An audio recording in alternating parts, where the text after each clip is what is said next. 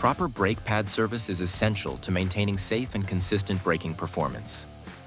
In this procedure, we'll walk through how to remove and install brake pads on your Can-Am Outlander.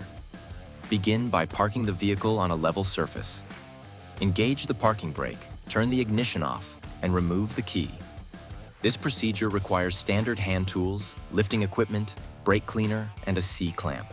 A complete tool list is available in the video description.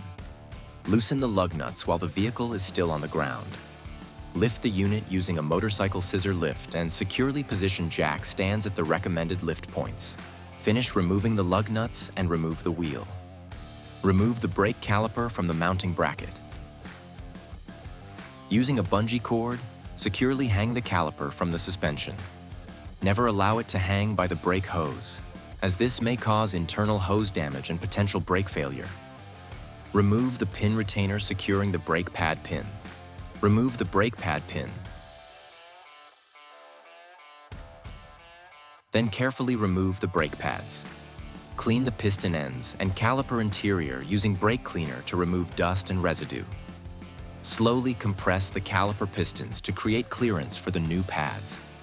Place an old brake pad against the pistons and use a C-clamp to press them evenly back into the caliper to avoid damage. Ensure the brake pad spring is properly positioned and not damaged.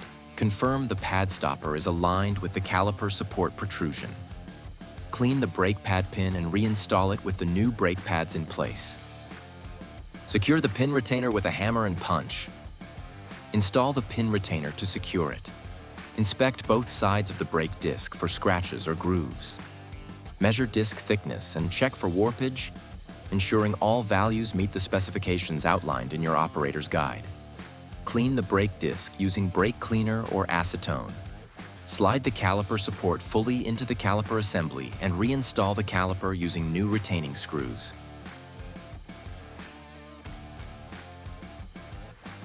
Torque the caliper screws to specification. Reinstall the wheel and tighten the lug nuts.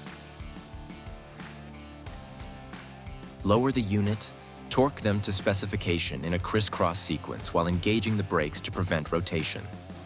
Repeat the procedure for the remaining wheels as required. Before operating the vehicle, slowly depress the brake pedal until firm pressure is felt to properly seat the pads.